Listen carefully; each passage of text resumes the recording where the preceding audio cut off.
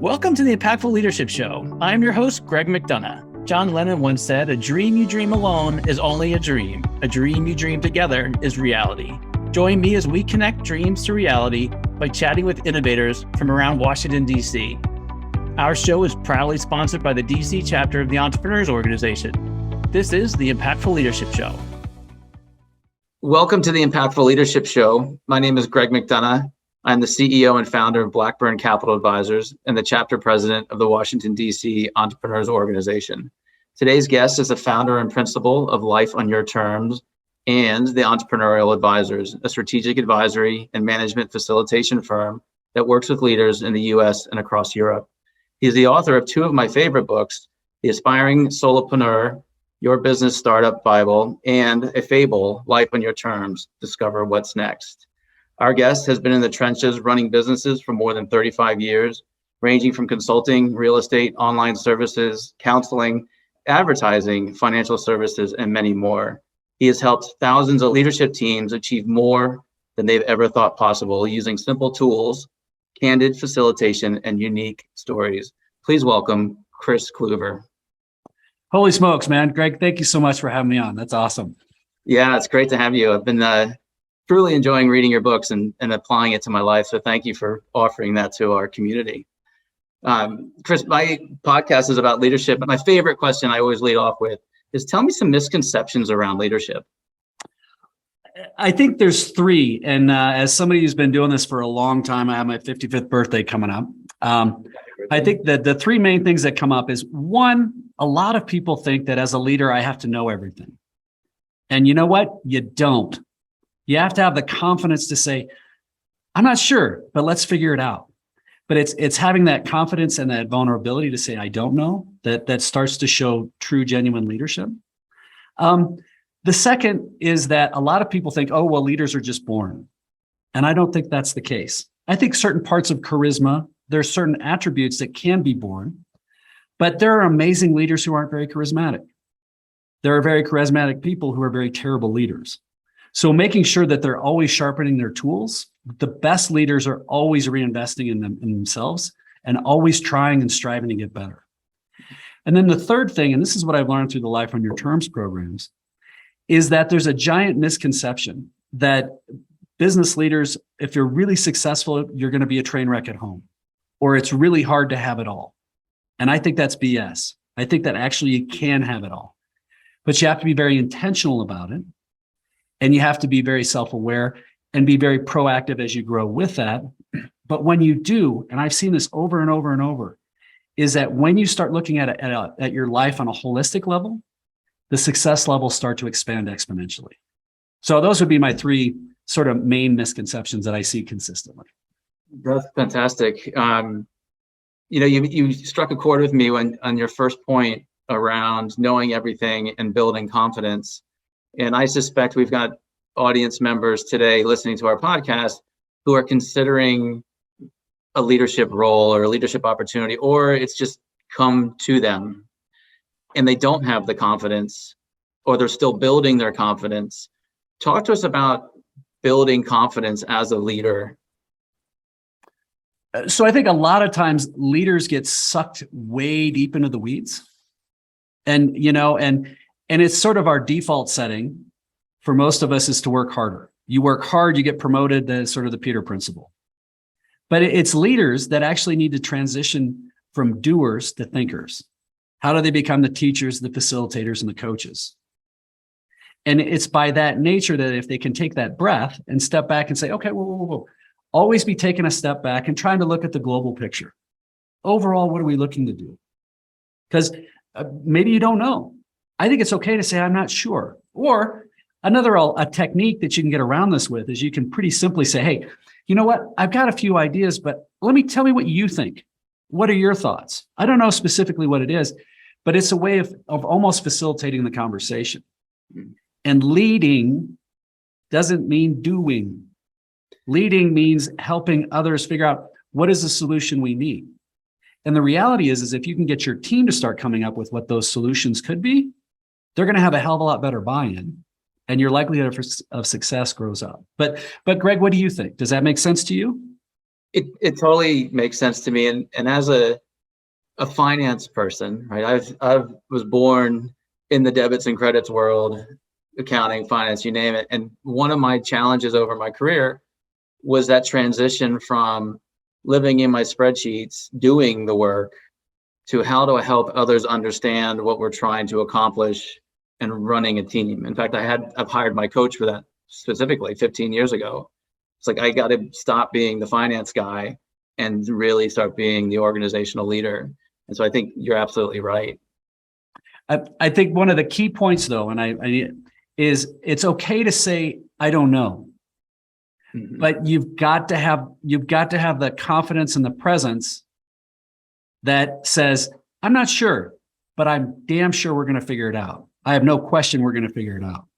And having that sort of confidence empowers people, because if you try and like wiggle your way through and people see it and they call BS on you, that's bad. But if you're like, I'm not sure, but I'm 100% confident we're going to figure it out. What do you think?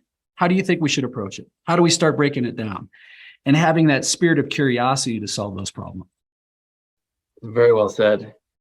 So in your second point, you also talked about reinvesting and learning as a leader. Can you walk us through some avenues or places that you go to reinvest in yourself as a leader? Sure. And where this comes out of is I believe that we only have three things on the planet we can leverage: our time, our talent, and our treasure. And our treasure is what we always focus on, our money, our stuff, and all that, but it's the most fictitious. We can beg, borrow, steal it, piss it away, lose it, whatever. It is there, but it's the easiest metric as an accountant to track. Mm-hmm. Our time is our most valuable asset because it decreases by every second. So we need to be incredibly wicked and uptight about protecting our time. But it's our talent. Our talent is the one thing, as long as we don't lose our marbles, we can always be sharpening the saw. And that's something that we can never lose. We can always be expanding our toolbox. We can always be sharpening the saw. We can be figuring out how to do those things better. Our job as senior leaders is to figure out, how do we look at things differently? How do we solve those problems in better ways? How do we help improve our teams? How do we streamline our systems? How do we figure that out? So it really depends on the individual, but I know with EO has been an incredible source, the Entrepreneur organization for resources of places to go. But it is amazing when you decide that you want to start learning something and have a little, dive into other areas. I'm working on some spirituality stuff now, which seems kind of crazy, but it's cool to start exploring what's out there. It's way off the deep end and off the wall, but I'm curious. I don't know that I buy into a lot of it, but I'm curious about what some of these alternative type things are. Those are going to help me become a better person, just as, going with EO to Harvard Business School and learning how to become a better, do strategy better. Or when I went and, did a course on with the same coach that Tony Robbins uses to become a public speaker. That helps improve my skills there. And I try and invest about 20% of my time. I read a lot. I do a fair amount of online courses. I'm doing a deep dive right now on ClickFunnels and online marketing because it's an area that I have some opportunity to learn more about. But if it's something that you're curious about, that you're going to benefit from, doesn't mean you have to do it, but it's going to make you much stronger when it comes to making decisions and creating a team around those other areas in certain ways of looking at it. It's kind of where I go. But does that make sense, I guess? Yeah, it totally makes sense. And it really plays into the next question I was coming up with.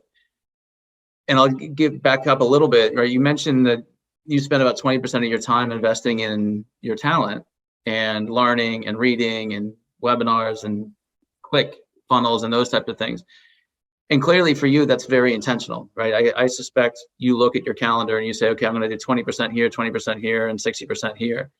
So talk to us about, and you mentioned just a few minutes ago about protecting your time. And I'm a huge believer in that as well. Like, time blocking for me is one of my tools that I use in order to not go crazy. Talk to us about what you also do to protect your time. So this isn't necessarily the most I won't say politically correct, but it's not a trendy thing right now. But I think our phones are one of the biggest time hijacks there is. And whenever I work with a leadership team, we start with a tool called a balance wheel. And through that balance wheel, it's an electronic version. And actually, I'll give it to your listeners for free on that. But it helps people define where are we in balance, where we win and where we lose. The reality is most of the time people start off with challenges around time. And if you look at the core of that, a lot of it comes down to how we're sleeping. And I know this sounds so basic, but if we can get better sleep, I have a CEO of a $1 billion market cap public company that I coach 2 to 4 times a week. And he and we butted heads hard for the first year, but now he will sit there and he will flat out say that his biggest competitive advantage is that he gets a good 7 to 8 hours of sleep a night. Because then it helps him make the right decisions. It helps him prioritize what he should and shouldn't be doing. It empowers him to say no more. So some very basic, some super simple things is keeping any electronics out of your bedroom. Deciding that if I'm going to stay up for this extra hour, well, would I get up an hour earlier to watch this episode of this show? Probably not. Then that's a pretty good rubric that says maybe I should go to bed now. But if we can start sleeping better, have set it clearer intentions, gratitude when you go to sleep, when you wake up, that starts that very basic piece.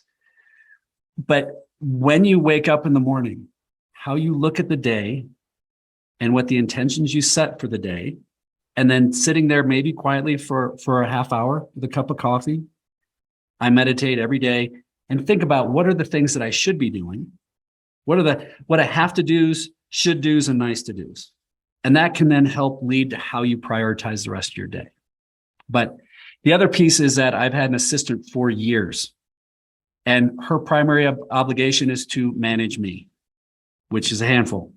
But she manages my calendar, and we block out certain times, and those are sacred times, and she knows that, so she protects that. But it really comes down to how can we say no more. I kind of rambled on that, but was that sort of a similar area where you go, or?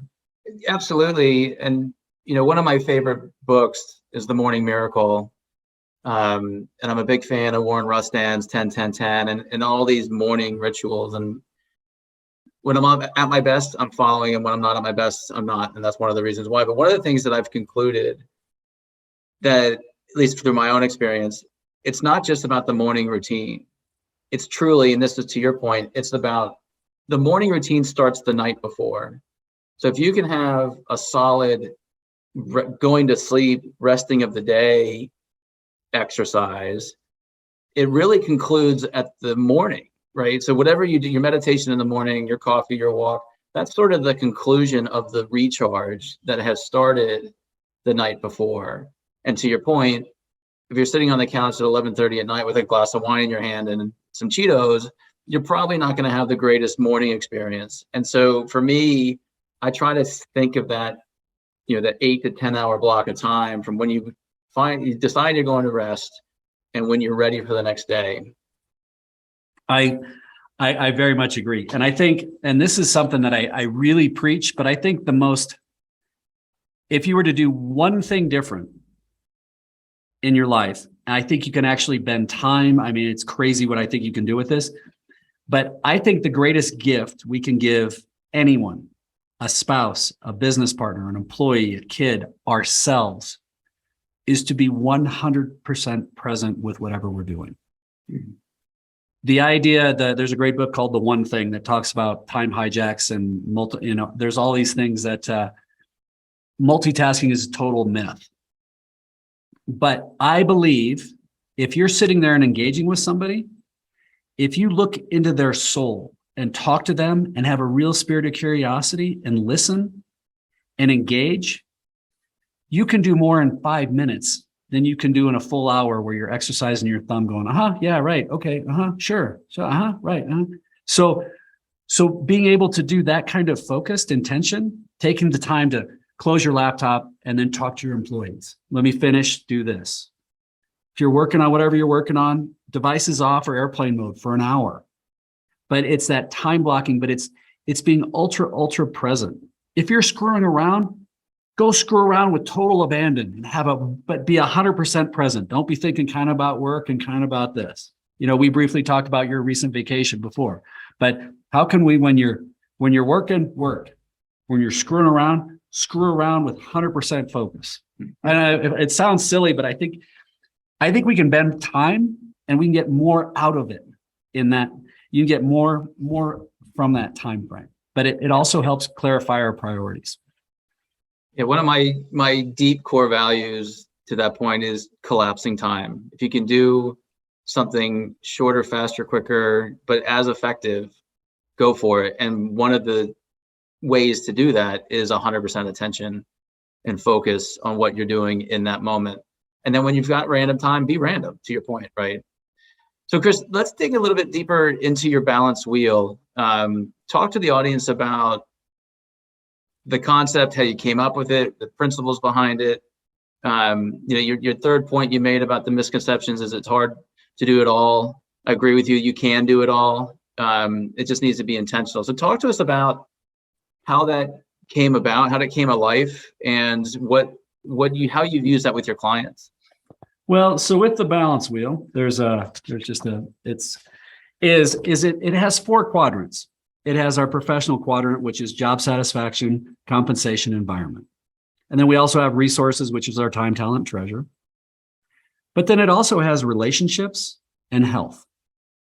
The reality is that most of us old guys, and like I said, I consider myself an old guy, we traditionally have looked at success based on accolades, money, stuff, title, that kind of thing.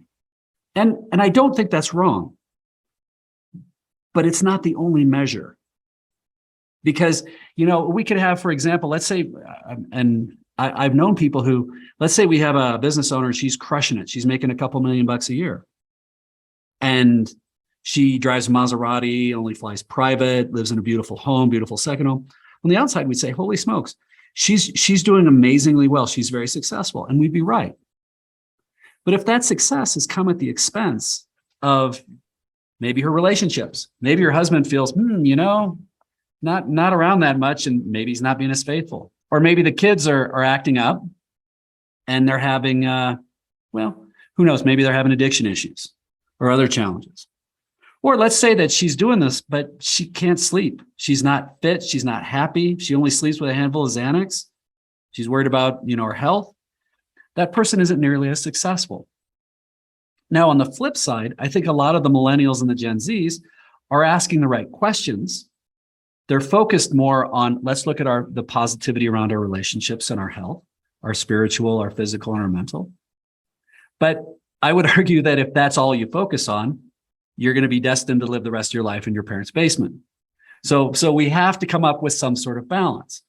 Now, most of the people I've worked with in my advisory practices and strategy work has been senior leaders, and I see where they're making the money and they're crushing it.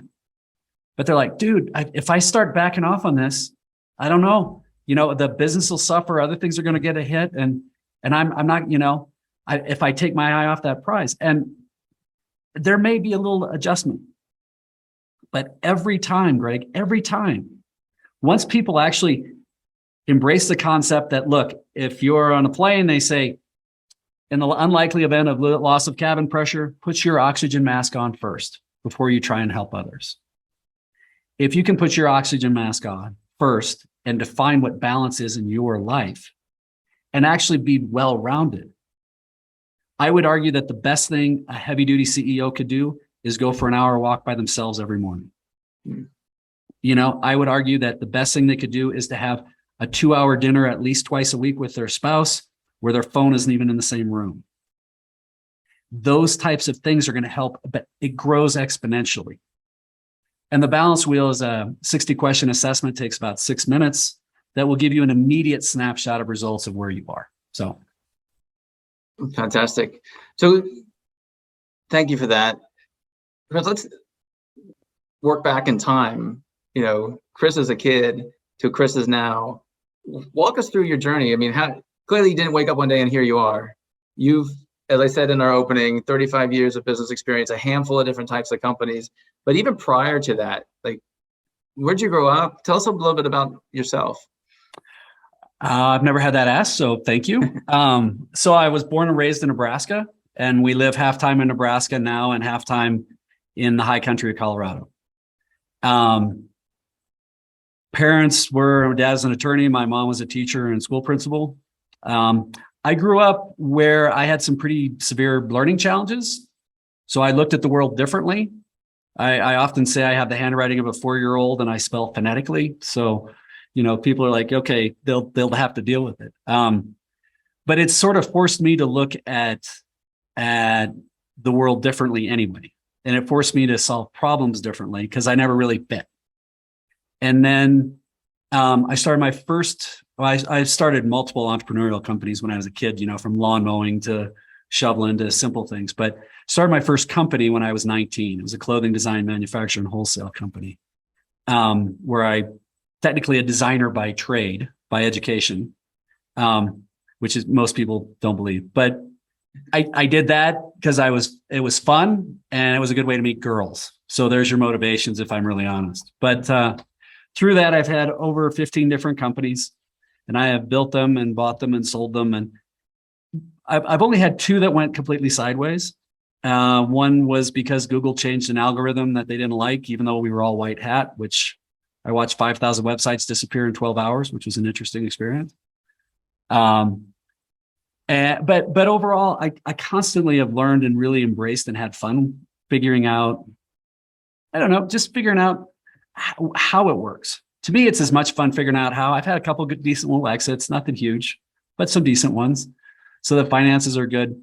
But I really, really love empowering others and helping others to think differently. And, my strategy practice, we've got 2 organizations that they've gone from basically startup to $1 billion market caps.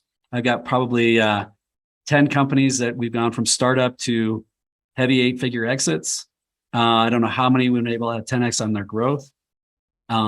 So I really enjoy that, but I'm really loving the Life on Your Terms programs, where I actually worked with a YPO forum last week out in Nantucket, which is kind of fun.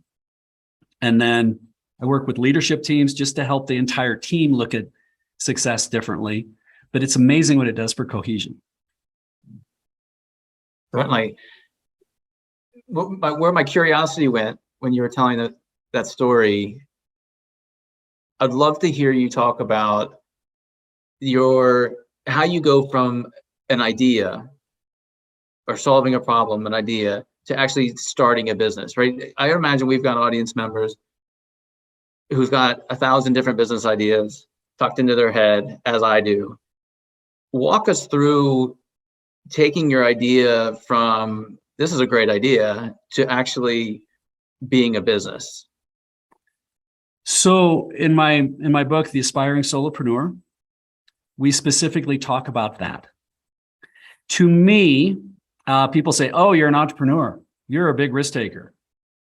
I have to say, I'm not. I'm very risk adverse. I'm willing to make a calculated risk, but I'm not a big risk taker. And to me, a risk would be working for someone who my mouth could get me in enough trouble that they could say you're fired. That to me is that's risky. But for me, I like the idea of trying to get a business idea, and I have probably tested 300. I love going through that process and looking at it. And rarely, though, is that one idea the big thing. Mostly those ideas, it may be the seed, but it typically pivots to something else that pivots to something else that ends transitioning to here.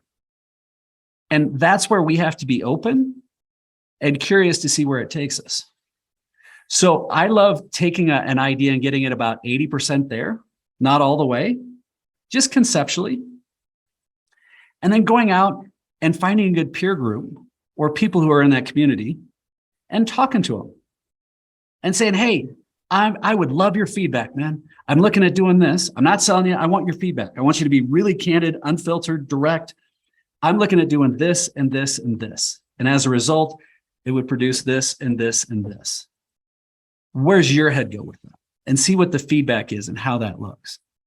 And it's amazing how when you start doing that, if I come and Greg and I try and sell you something in our society today, you're likely going to go stonewall. No, I'm out. But if I come to you and I ask you, can you give me a hand? Would you be willing to give me 15 minutes to help me with something? Most people are like, of course, I'd love to. You get their feedback, their opinions, and then say, hey, do you know anybody that would be interested in this? And then, well, we would be. Okay. Or let me introduce you to these other people. But if you can get to where you have an idea that's proof of concept, POC, and it doesn't have to be perfect. Done is better than perfect, knowing we're going to do constant iterations. But if you can get 2 or 3 people say, yeah, we'd like that. If you can get it at this, well, now you've got somebody who's willing to pay you for something. You likely are starting to get on the right track. And it's a quick, easy way of testing that. But also in the book, we talk about how to build a free but great board of advisors who can help you look at the other pieces around that. What are our financial liabilities? Do we have any legal exposure? Do we have any accounting issues? Do we have any insurance? What are all the pieces around that to make sure that, well, geez, by the time we make this legal and compliant, we're going to have to charge 3 times as much. Is it still viable? Kind of thing. So does that answer your question? It does, certainly. My one follow-up on this topic, where do you find that peer group? This is where this has been a challenge to me for the millennials, is just start talking to people. It is amazing how people are like, well, I'm not going to call my competitors. Why not? The worst they're going to do is maybe hang up on you. Or, well, they're going to steal my idea. Okay, well, then call somebody on the other side of the country and Google them and say, what do you do? And say, hey, I'm looking at doing this. Or call somebody who does an adjacent business. Maybe it's not the same business, but hey, I'm doing this. You don't know me from Adam, but I'm looking at trying to do this and this. Where does that work? But the number of people, the comments I've gotten in the Aspiring Solopreneur with people who started that way, the number of people are like, yeah, I wanted to start my own accounting business, but I didn't. I was looking at specifically helping construction companies and this, and I wanted to do smaller to start and things like that. I called 3 accounting companies and like, let's meet. You seem like a good guy. Let me give you some referrals because we've got overload work. Or maybe we can get you to contract with us. Or, yeah, you know what? If you want to contract with us for 20%, we're only going to pay you 70% of your rate, but we get a deal, you get a deal. And that way you get that baseline. But this way people can slowly transition. I get nervous when people say, I'm starting a business. I just quit my job. I just went and rented something. Now I'm going to look at building the business plan. I'm just like, oh God, that's, so I would rather, as an Omaha boy, there's the investor Warren Buffett, but his right hand is a guy named Charlie Munger. And Charlie's an old curmudgeon. And he talks about no-brainers. To me, same thing. When somebody gets ready to pull the ripcord and start their own business, they should basically be saying, would I be an idiot not to do this? Yeah. Then it's a go. If it's like, yeah, I don't know, still pretty risky. Well, do some more research. Keep pivoting. Keep pushing to a different level. So does that answer that? Yeah, you nailed it. Thank you. Changing focus a little bit, let's talk about your ideal client or the businesses, the leaders that you've been working for. Somebody listening to this and considering taking on an advisor or a coach, who fits into your approach well? Talk to us about your sort of ideal person you want to work with. So I've been really selective with the areas that I've been focusing on in my strategic advisory practice. I only have a handful of people that I work with. Those particular companies, I look for companies that are in disruptive businesses that have high scalability, high growth potential, that have a strong willingness to change and learn. Those 3 things, amazing things can happen.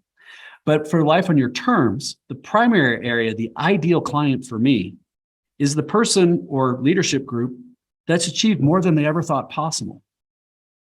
They've achieved amazing success. And yet they're sitting there, and if they're truly honest with themselves, they really aren't very happy. They don't know what that next chapter is. They've achieved everything everybody's told them to, and yet they're not happy, or they're not in alignment with their spouse. Those are the people I really love working with, because those are the people who have really high bandwidth, high power, lots of opportunity, but they just don't know what to do. They're stuck. And once we start to get unstuck, it makes all the difference. So I take organizations, individuals, people through the same 4 steps. Everybody's at one of 4 phases: stabilize, visualize, strategize, or execute.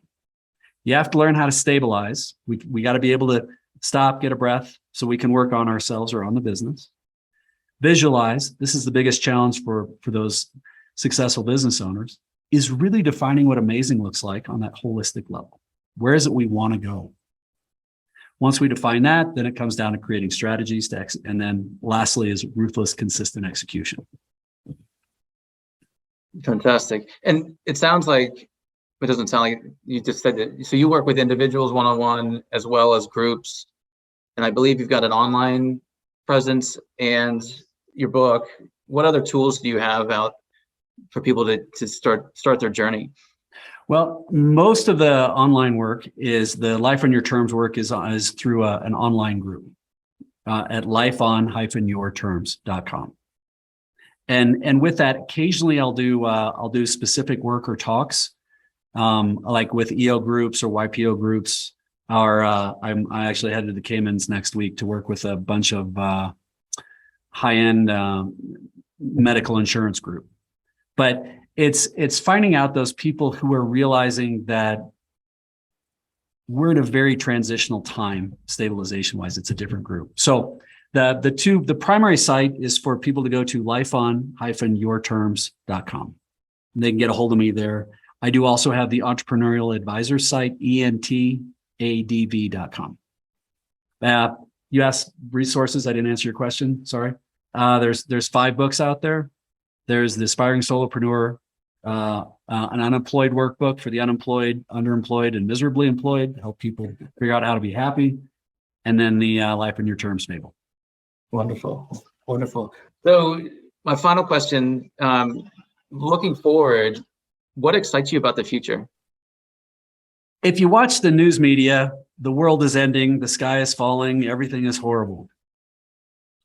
I think we are in some of the most exciting, abundant times ever.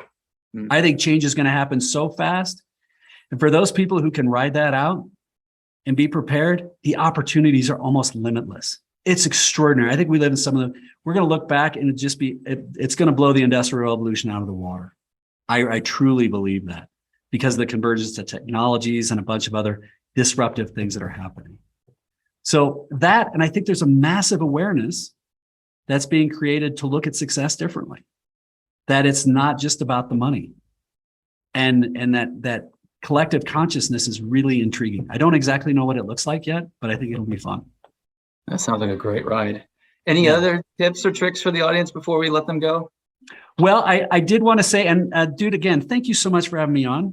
And I want to say as a thank you to you and your listeners, if anybody's interested in learning more about the Life on Your Terms program, lifeon-yourterms.com, they can go to that website and use your promo code, Greg M. Just go there and there'll be a place in there, or send me an email and I'll make sure, and I'll give them all a 10% discount. So again, just as a thank you for letting me be part of your group today. Yeah, it's very generous, Kriss. I appreciate it. And the link to that and the promo code and Kriss's contact information will all be in our show notes. So scroll down if you weren't able to write that down fast enough. But again, Kriss, it was an amazing being with you today. I think your books have impacted my life for sure. I'm on your path and I love it. I'm loving every minute. And I hope our audience members start their path after listening to our podcast today. And that's a wrap, my friends. Thank you for spending your time with me. For show notes and other episodes, visit us at impactfulleadershipshow.com. One last food for thought: walk on with hope in your heart, and you'll never walk alone.